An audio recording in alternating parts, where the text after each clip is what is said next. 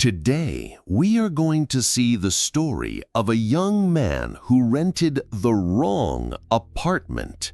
Subscribe and leave a like if you like the story. The peeling mint green paint and warped window frames of the fourplex should have been my first warning, but as a broke sophomore counting every dollar, the rent was irresistible. My unit 2B smelled perpetually of stale coffee grounds and damp plaster, the narrow stairs groaning under my duffel bag on move-in day. Mr. Henderson, the landlord, a man with nicotine-stained fingers and a too-tight polo, jangled his keys like a salesman. He swore the place was library quiet, especially with Unit 3A directly above me sitting empty. Over a year since the last tenant, he emphasized, thumbing dust off the banister. Left in a hurry, barely took a sock. Places frozen in time, untouched.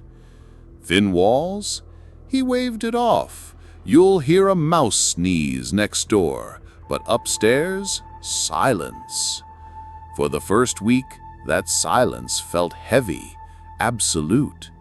Just the hum of my mini fridge and the occasional car sputtering past on the cracked asphalt road outside.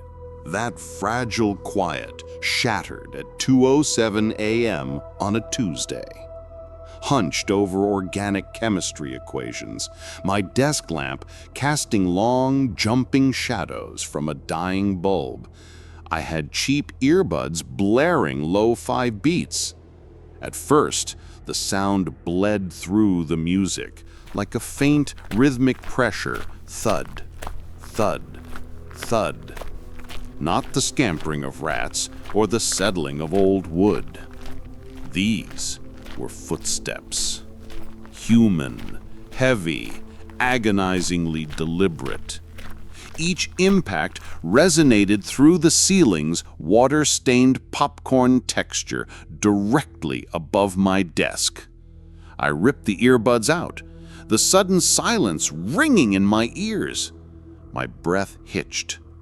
The steps didn't stop. Thud, pause, thud, pause, thud. They paced a short path, maybe 6 steps from what would be the kitchen area of 3A to the center of the living room, right above my head. Then, nothing. Not true silence, but a dense, listening quiet. The kind where you hear the blood rushing in your own ears. A floorboard groaned faintly under immense, shifting weight. Someone, or something, was standing perfectly still up there, waiting. The air in my apartment turned thick and cold. My fingers froze mid-equation, pencil lead snapping on the paper. Every instinct screamed to bolt, but my legs felt bolted to the chair. I stared at the ceiling, tracing the jagged crack running like a fault line over my bed. The footsteps hadn't been frantic or hidden. They were purposeful, almost methodical. Ownership. The heavy silence that followed was worse than the sound. It wasn't empty. It was occupied. I could practically feel the pressure of presence through the plaster. A dense, watchful stillness. A minute stretched into an eternity. No breath, no rustle of fabric, just that subtle, sickening creak of floorboards compressing under slow, patient weight redistribution. The landlord's words echoed, hollow now. Untouched. This wasn't untouched. This was claimed. The cold seeped into my bones. Upstairs, in the dark apartment that was supposed to be a void, something stood, and it knew I was listening. The same pattern repeated the next night. I even banged on the ceiling with a broom handle, hoping for a reaction, but nothing happened. When I asked the landlord, he just said, "Still vacant, probably just the pipes." That didn't make sense.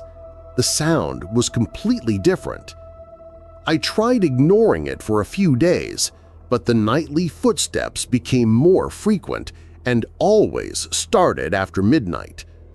A strange feeling began to settle in. The air in my apartment seemed to grow thick. I started waking up with my heart pounding, convinced I wasn't alone, feeling intensely watched, even with all the doors and windows locked.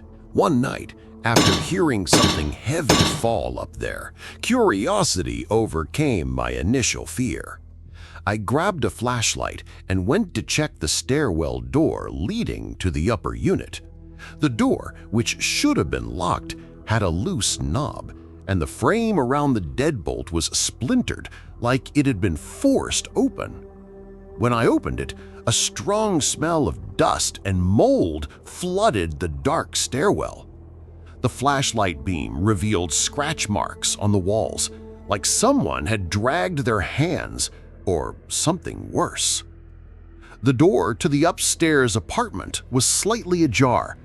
I pushed it open to reveal a place completely dark, no lights or furniture except for an old, torn mattress right in the center of the floor, directly above my bedroom. When the light hit the mattress, I saw dark, rust-brown stains deeply soaked into the fabric. It looked like blood, a lot of blood. I jumped back, my heart hammering wildly in my chest, and ran back to my apartment. I locked every deadbolt and shoved a chair under the front doorknob. I didn't sleep that night. I sat in the living room with all the lights on, just listening. Around 3:30 a.m., the footsteps started again, but this time they weren't just walking. I swore I heard something being dragged across the ceiling, like fabric or a limb. And then 3 loud, distinct thumps directly above me, like someone had fallen to their knees on the floor. The sound didn't echo like it should in an empty room. It seemed dense, heavy, and horribly close. I almost called the police, but hesitated. How could I explain this without sounding crazy? The next morning, when I went back with my phone ready to record, the stairwell door was closed again. Worse, the deadbolt was perfectly repaired. The landlord denied everything, insisting the door had been reinforced months ago and that he had no keys to the unit. I felt more alone and terrified than ever. I started avoiding the apartment, sleeping in the library or at friends' places, but that constant feeling of being watched never left me.